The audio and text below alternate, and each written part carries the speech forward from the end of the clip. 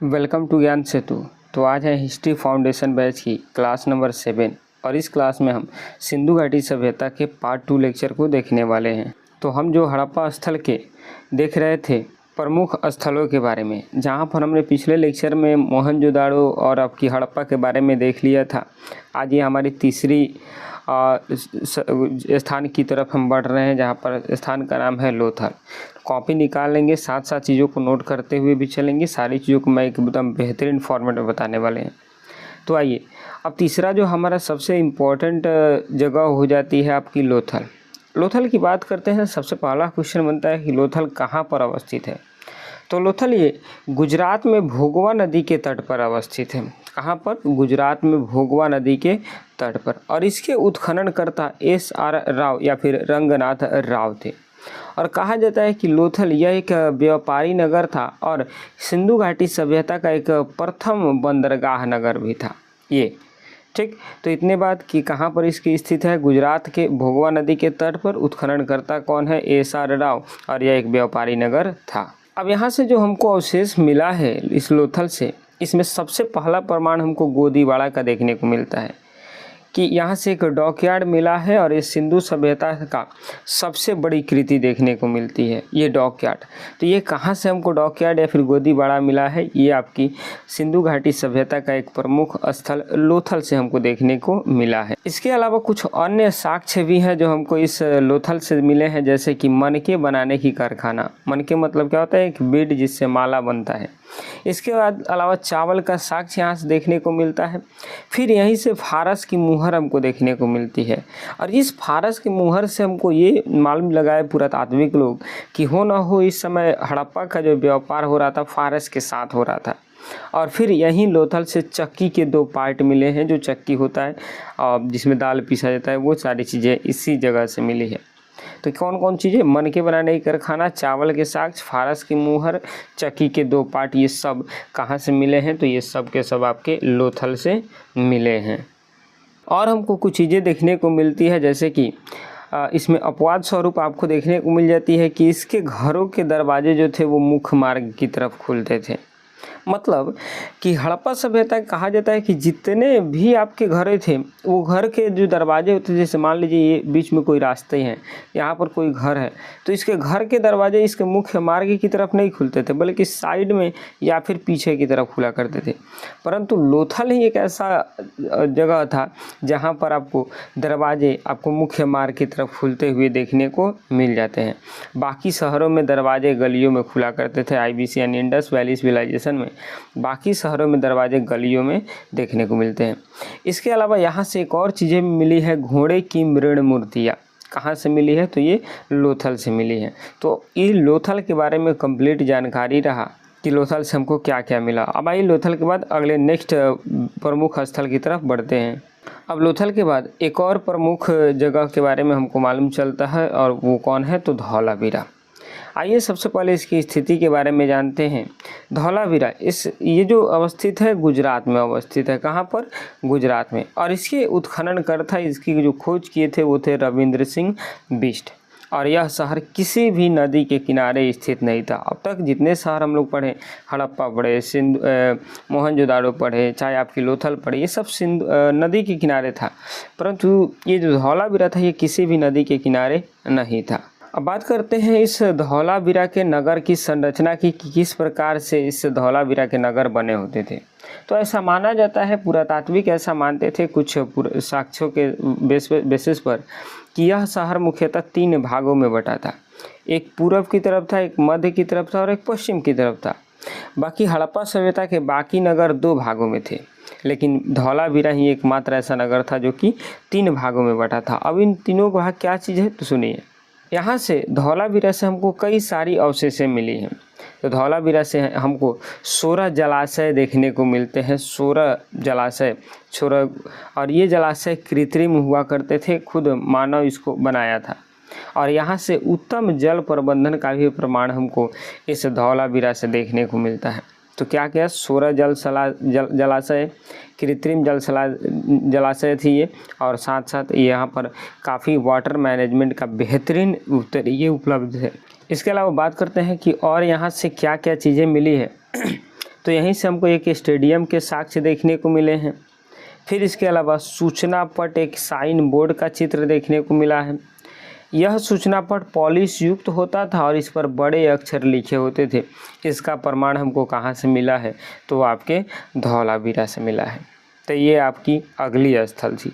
अब आइए कुछ और स्थल के बारे में जानते हैं। चलिए, अब अगला स्थल हमारा आता है इस हड़प्पा सभ्यता का एक बेहतरीन स्थल चन्हुदाड़ो। कौन सा? चन्हुदाड़ो। सबसे पहले बात करते हैं कि यह कहाँ अवस्थित है। तो यह चन्हुदाड़ो मुख्यतः आपकी पाकिस्तान के सिंध प्रांत में अवस्थित है और इसके जो खोजकर्ता थे वो थे एन.जी. मजूमदार। कौन? एन.जी. मजूमदार। और कहा जाता है कि ये जो एन.जी. मजूमदार थे इनकी हत्या डाकुओं ने कर दी थी। ठीक, तो ध्यान में रखेंगे चन्हुदाड़ो कहाँ पर है ये? तो ये है सिंध पाकिस्तान में और इसके उत्खननकर्ता कौन थे?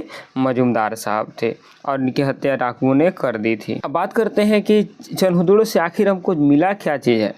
तो ध्यान देंगे यह एक औद्योगिक नगरी मानी जाती है। तो क्वेश्चन यहाँ से कई बार पूछा है कि हड़प्पा सभ्यता का औद्योगिक नगरी कौन था।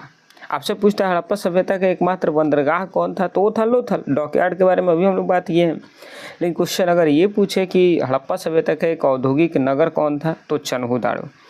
यहाँ मनके बनाने के कारखाने हमको देखने को मिलते हैं। कई सारे मनखा जिनका उपयोग करके कई मालाएं बनाई जाती थी, वो मनका बनाने का जो साक्ष्य हमको चन्हुदाड़ो से देखने को मिला है। इसके अलावा आप ध्यान देंगे चूड़ी का साक्ष्य भी हमको चन्हुदाड़ो से मिला है। किसका साक्ष्य? चूड़ी का साक्ष्य। और कई सारी अन्य आभूषण या फिर मेकअप का सामान आप बोल सकते हैं, वो हमको चन्हुदाड़ो से देखने को मिलते हैं। इसके साथ साथ यहाँ के पुरुषों के कब्र से भी हमको कई सारी जो थी श्रृंगार के सामान वो देखने को मिलते हैं। दैट मीन्स हमको समझ में आता है कि हड़प्पा सभ्यता में श्रृंगार का यूज सिर्फ औरतें नहीं बल्कि यहाँ के पुरुष भी किया करते थे। तो ये सब चीज़ें चन्हुदाड़ो से मिला है। इसके अलावा चन्हुदाड़ो से हमको देखने को मिला है कुत्ते के द्वारा बिल्ली का पीछा करने का एक साक्ष्य भी हमको देखने को मिला है कि एक बिल्ली आगे आगे भाग रही है और उसका कुत्ता पीछा कर रहा है। इसका भी साक्ष्य हमको चन्हुदाड़ो से देखने को मिलती है। ठीक, लेकिन और एक चीज़ और ध्यान में रखेंगे। सबसे पहला क्या चीज़ कि नो सिटाडेल फाउंड हियर, मतलब कि यहाँ पर एक मात्र ऐसा चन्हुदाड़ो स्थल जहाँ पर कोई भी सिटाडेल यानी कोई भी किला का साक्ष्य नहीं देखने को मिलता है। तो ये भी क्वेश्चन मिला है देखने को कि आपकी हड़प्पा के किस स्थल पर किला का साक्ष्य, सिटाडेल या फिर दुर्ग का साक्ष्य हमको नहीं देखने को मिला है। तो वह है चन्हुदाड़ो। कौन? तो चन्हुदाड़ो। एक एक पॉइंट को आप अच्छे से नोट करते हुए चलेंगे। सारी चीज़ें आपके एग्ज़ाम के लिए बेहतर इंपॉर्टेंट है। अब ये अगली थोड़ा नंबरिंग के लिए आप कन्फ्यूजन मत हुई, नंबरिंग इधर से उधर हो गया बट कोई ना, नंबरिंग आप अपना खुद से नोटबुक में करते हुए चलेंगे। आइए अब अगला स्थल के बारे में जानते हैं, सुरकोटदा के बारे में। यह हमारी नेक्स्ट स्थल है। तो सबसे पहले वही बात कि ये स्थित कहाँ पर है, तो यह इसकी स्थिति गुजरात में है। कहाँ पर है? गुजरात में। और यहाँ से साक्ष्य की बात करते हैं तो यहाँ से कई सारी घोड़े की हड्डियाँ देखने को मिलती है। और यह जो है कच्छ, गुजरात के कच्छ जिला में स्थित है। और कच्छ के बारे में एक फैक्ट याद रखेंगे कि यह भारत की सबसे बड़ी भी जिला है। तो सुरकोटदा कहाँ से ये कहाँ है? तो गुजरात के कच्छ जिला के आसपास अवस्थित है और यहाँ से हमको घोड़े की हड्डियाँ देखने को मिलती है। अब आइए सबसे पहले एक चीज़ नोट पॉइंट में जान लेते हैं क्या चीज़ कि सिंधु घाटी सभ्यता के लोगों को घोड़े का ज्ञान नहीं था। अब ऐसा कैसे हो सकता है? अभी तो हमने बात किया कि घोड़े का हड्डी हमको देखने को मिला है, कहाँ से? तो फिर क्वेश्चन में नोट पॉइंट में बोला है कि सिंधु घाटी सभ्यता के लोगों को घोड़े का ज्ञान नहीं था। जी हाँ, ये बात बिल्कुल 100% सही है। सिर्फ हमको घोड़े का अवशेष मिला है एक्सेप्शन में सुरकोटदा से। बाकी अगर पूरे हड़प्पा सभ्यता को देखें तो कहीं से भी हमको घोड़े का साक्ष्य नहीं प्राप्त होता है। और एक क्वेश्चन जो बार बार आपके प्री और मेंस की दृष्टि से बड़ा ही बार बार पूछा जाता है कि in general IBC was not a horse centric society, मतलब सामान्यतः इंडस वैली सिविलाइजेशन, सिंधु घाटी सभ्यता क्या एक हॉर्स सेंट्रिक सोसाइटी नहीं थी? इसके बारे में पूरे एक डीप में मेंस लिखना पड़ता है। तो आप एक बार इस क्वेश्चन को लेकर के ज़रूर ध्यान दीजिएगा कि क्या कैसे है, आप एक बार खुद से जरूर सॉल्व करिएगा। तो आइए अब चलते हैं अपने अगले स्थल की तरफ। चलिए, अगला प्रमुख स्थल आ जाता है कुणाल। अच्छा, कुणाल के बारे में ध्यान रखिए, ये हरियाणा में अवस्थित है और ये सब अभी नया खोज हुआ है। तो बात करते हैं कुणाल की, तो वहीं फतेहाबाद जिला के हरियाणा में ये स्थित है। और यहाँ से चांदी के 2 मुकुट हमको देखने को मिला है जो कि हड़प्पा सभ्यता के समकालीन थी, और यह एक अर्ली हड़प्पा सभ्यता साइट मानी जाती है। अभी हम बताएं कि बहुत मतलब ये नया है, सबसे नया खोज हुआ है किसका, कुणाल का। कहाँ पर है, हरियाणा में है। कहाँ पर है, हरियाणा में, हरियाणा के फतेहाबाद जिला में है। और यहाँ से हमको क्या देखने को मिला है, तो चांदी के 2 मुकुट हड़प्पा सभ्यता के समय के देखने को मिला है, याद रखेंगे। इसके बाद हमारी 8वां जो प्रमुख स्थल आ जाती है वो है दैमाबाद। वो है क्या, दैमाबाद। अब बात करते हैं दैमाबाद स्थित कहाँ पर है, तो ये है स्थित है महाराष्ट्र में। कहाँ पर है, महाराष्ट्र में अवस्थित है। और यह दैमाबाद परवरा नदी के तट पर स्थित है। तो आपसे क्वेश्चन पूछेगी कि बताइए दैमाबाद जो कि आपकी हड़प्पा सभ्यता की एक प्रमुख स्थल थी वो किस नदी पर अवस्थित है, तो परवरा नदी के पर अवस्थित है। यहाँ से मुख्य खोज की बात करते हैं तो यहाँ से हमको देखने को मिला है एक धातु का रथ। क्या देखने को मिला है, एक धातु का रथ देखने को मिला है। और साथ साथ ये IVC यानी इंडियन इंडस वैली सिविलाइजेशन का सबसे दक्षिणी भी साइट है। हमने इसके विस्तार को जब पढ़ा था तो वहाँ पर आपको बताया भी था कि कौन सा इसका दक्षिणी है, कौन पूर्वी है, ये सारी चीज़ें। इसके बाद बात करते हैं दैमाबाद से, तो यहाँ से गेंडा, हाथी और भैंसे की कई मूर्तियाँ हमको देखने को मिली है। कहाँ से, तो दैमाबाद की। कहाँ अवस्थित है, महाराष्ट्र में। किस नदी के किनारे, तो परवरा नदी के किनारे। यहाँ से धातु के रथ मिले हैं, गेंडा का मूर्ति मिला है, हाथी की मूर्ति मिली है और भैंसे की इत्यादि सब की मूर्ति कहाँ से हमको दैमाबाद से देखने को मिला है। अब 9th नंबर की हमारी प्रमुख स्थल आ जाती है और वो कौन सी है, तो रोजदी। कौन सी है, रोजदी। तो सबसे पहले ध्यान में रखिएगा रोजदी ये कहाँ पर है, तो राजकोट जिला गुजरात में अवस्थित है। गुजरात के राजकोट जिला में अवस्थित है। और इस रोजदी से मेनली हमको हड़प्पा सभ्यता के हाथी के साक्ष्य देखने को मिलते हैं। अब इससे समझ में आता है कि हड़प्पा सभ्यता में आपकी हाथी भी हुआ करते थे। और यहाँ से हड़प्पा संस्कृति के 3 चरण देखने को मिलते हैं। तो रोजदी कहाँ पर, गुजरात के राजकोट में। और यहाँ से क्या साक्ष्य मिला है, तो यहाँ से एक हाथी का साक्ष्य देखने को मिला है। नेक्स्ट, अब हमारा 10वां सबसे बेहतर स्थल आता है रोपड़। रोपड़ की बात करते हैं तो ये इम्पॉर्टेंट है, इसको इम्पॉर्टेंट करके रखिएगा। आप एक बार इस इमेज को भी ध्यान में देखिएगा बढ़िया से, इस इमेज को। बाकी इधर आइए, सबसे पहले बात करते हैं कि रोपड़ कहाँ अवस्थित है, तो ये सतलुज नदी के किनारे पंजाब में अवस्थित है। कहाँ पर, सतलुज नदी के किनारे पंजाब में। अब यहाँ से क्या हमको मिला है, सबसे इम्पोर्टेंट, मनुष्य के साथ साथ कुत्ते को दफनाए जाने का भी साक्ष्य देखने को मिला है। आप एक बार इस इमेज पर गौर फरमाइएगा कि यहाँ पर एक मनुष्य है और उसके साथ साथ एक कुत्ते का कंकाल भी आपको देखने को मिल रही है कि इसके साथ में कुत्ता दफनाया जाता था। और आज़ादी के बाद भारत में ये खोजा गया पहला स्थल था रोपड़। तो रोपड़ कहाँ है, सतलज नदी किनारे पंजाब में। और यहाँ से मनुष्य के साथ साथ कुत्ते को दफनाए जाने का साक्ष्य मिला है। फिर 11वां नंबर का हमारा जो प्रमुख स्थल आता है वो है कालीबंगा। कौन सी, कालीबंगा। कालीबंगा की बात करते हैं तो ये राजस्थान में अवस्थित है। कहाँ पर अवस्थित है, राजस्थान में। यहाँ से एक खोपड़ी मिली है। यहाँ से क्या मिला है, एक खोपड़ी का चित्र मिला है, एक खोपड़ी मिला है जिस खोपड़ी में 6 छेद किए गए थे। अब इससे क्या मालूम चलता है, इससे यह पता चलता है कि यहाँ के लोगों को सर्जरी के बारे में बहुत ज़्यादा ज्ञान था। 6 छेद का मतलब समझ रहे हैं, कहा जाता है कि यहाँ के लोगों को सर्जरी का बहुत ज़्यादा ज्ञान था, इसलिए इसको कालीबंगा को medical science of Indus valley civilisation भी कहा जाता है। भारतीय सभ्यता के जो हड़प्पा सभ्यता का, उसको एक मेडिकल साइंस के रूप में जाना जाता है इसको। तो कालीबंगा राजस्थान में है। यहाँ से खोपड़ी के अवशेष मिला है। फिर उस खोपड़ी में 6 छेद हुआ करते थे और इससे मालूम चलता है कि यहाँ के लोग सर्जरी में काफ़ी ज़्यादा ज्ञान था इनका। तो हमने यहाँ तक क्या क्या पढ़ा पूरा कि हड़प्पा सभ्यता का परिचय हमने जाना, परिचय के बाद विस्तार जाना, विस्तार के बाद से कालखंड के बारे में उसकी क्या कहानी रही, कहानी जाना, फिर हड़प्पा सभ्यता के प्रमुख स्थल जाने। अब जानते हैं जो कि एक मेंस की दृष्टि से एक बड़ा बेहतरीन क्वेश्चन पूछता है कि सिंधु सभ्यता के नगर नियोजन के बारे में उल्लेख करें। यह आपकी मेंस की दृष्टि से बड़ी ही ज़बरदस्त की क्वेश्चन है। तो आइए अब उसको तोड़ते हैं। तो हड़प्पा सभ्यता के नगर किस प्रकार के थे?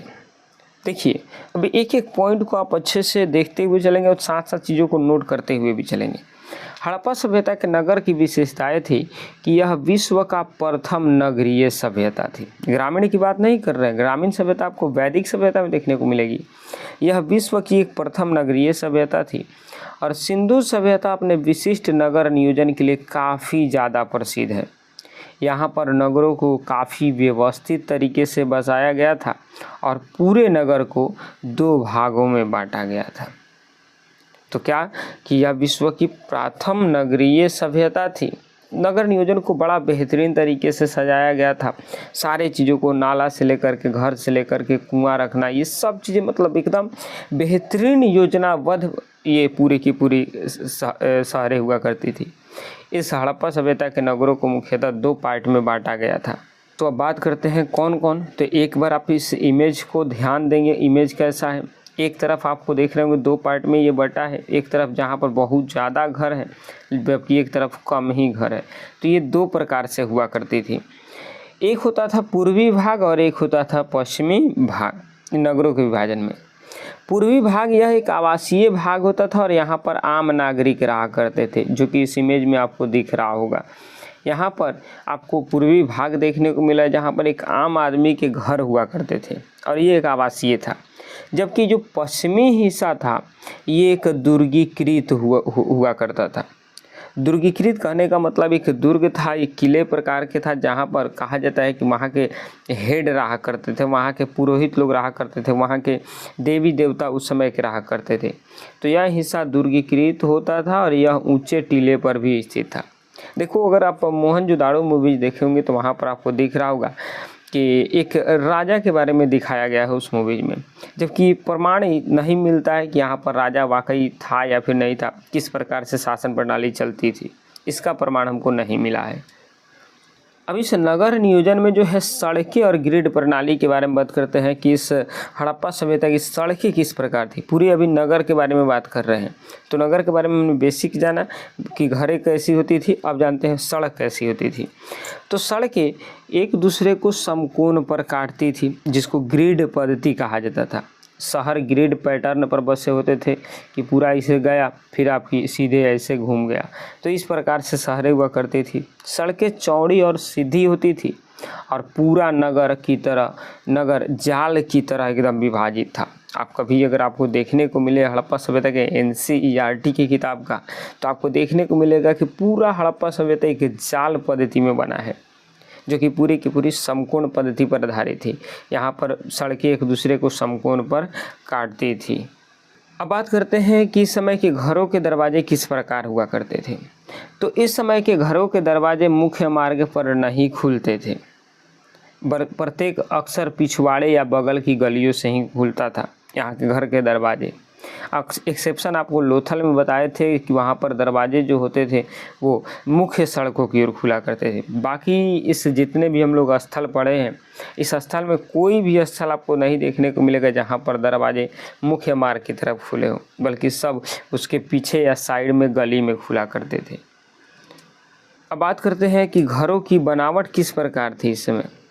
तो इस समय हड़प्पा सभ्यता के घरों की बनावट मुख्यतः कि 3-4 कमरे हुआ करते थे। एक घर में एक रसोई होता था, एक आंगन होता था और हर घर से अलग अलग स्नानागार भी देखने को मिलता है। और ऐसा माना जाता है कि यहाँ पर हर घर में कुआं थे और लगभग 700 कुओं के साक्ष्य हमको देखने को मिला। तो इस पॉइंट को भी आप नोट कर लेंगे। और ऊपर जाने के लिए सीढ़ियों के भी प्रमाण यहाँ से देखने को मिलते हैं और कुआं से पानी की व्यवस्था होती थी हर घर में और लगभग 700 से अधिक कुओं का साक्ष्य हमको देखने को मिला है। अब बात करते हैं कि इसकी जल निकासी प्रणाली कैसी थी। इन नगरों में उत्कृष्ट जल निकासी व्यवस्था थी। नालियाँ ऊपर से पूरी तरह से कवर्ड थी, ढकी हुई थी। मुख्य मार्ग पर नालियों की सफाई के लिए मेन होल हुआ करते थे और नालियों को ईंटों और पत्थरों से ढका जाता था। तो ये जल निकासी प्रणाली की नाला बना करके उस पानी को पूरी तरह से शहर से बाहर निकाला जाता था। अब बात करते हैं कि जो ईंटें इसके घरों को बनाने के लिए होती थी वो किस प्रकार की थी। तो निर्माण में पक्की ईंटों का प्रयोग होता था और ईंटों का आकार आयताकार होता था। इन ईंटों का जो अनुपात था वो 4:2:1 के अनुपात में होता था और ईंटें धूप में सुखाकर और आग में पकाकर तैयार किए जाते थे। हड़प्पा सभ्यता के समय की जो घरें होती थी ईंटों की बनी होती थी, लेकिन ईंटों में भी कौन सी, तो पक्की ईंटें और आयताकार ईंटें हुआ करती थी जिसका रेशियो 4:2:1 के अनुपात में था और ईंटें धूप में सुखाकर इसको आग में पकाकर अच्छी तरह से इसका यूज किया जाता था। तो ध्यान में रखेंगे, ये पूरा आपका कंप्लीट हुआ। एक कुछ एग्जाम में स्पेशल पॉइंट है। सबसे पहला तो क्वेश्चन पूछेगा हड़प्पा सभ्यता किस प्रकार की सभ्यता थी, तो प्रथम नगरीय। पैटर्न क्या था, तो इसमें ग्रिड पद्धति था। ईंटें किस प्रकार की होती थी, तो पक्की ईंटें होती थी जो कि 4:2:1 के में। और एक्सेप्शन लोथल के बारे में आप ध्यान में रखेंगे। और माना जाता है कि यहाँ से 700 से अधिक कुएं के साक्ष्य हमको देखने को मिलते हैं। तो आई होप आपको ये पूरा का पूरी की पूरी चीज़ें आपको क्लियर हो गई। अब आइए कुछ और 1 मिनट सेकेंड के लिए आप रुकिएगा, कुछ और बात करते हैं। तो यदि आप लोगों में से जो लोग इसको नोट नहीं कर पाते और वो चाहते हैं कि आपको एक बेहतर क्लास नोट्स मिल जाए, तो आप हमारे टेलीग्राम को ज्वाइन कर लीजिए। ये हमारी ज्ञान सेतु PDF करके टेलीग्राम चैनल है। इसकी खासियत क्या है, तो यहाँ पर आपको 2 बुक देखने को मिलेंगी। एक बुक जो कि हिस्ट्री की कंप्लीट क्लास नोट्स है और दूसरा जो कि हिस्ट्री की कंप्लीट प्रैक्टिस बुक है। ये दोनों के दोनों बुक आपको हमारे टेलीग्राम चैनल पर ज्ञान सेतु PDF पर मिल जाएंगी। तो अगर आप ज्वाइन नहीं किए हैं तो उसको ज्वाइन कर लेंगे। मिलेंगे नेक्स्ट वीडियो में, तब तक के लिए जय हिंद, जय भारत।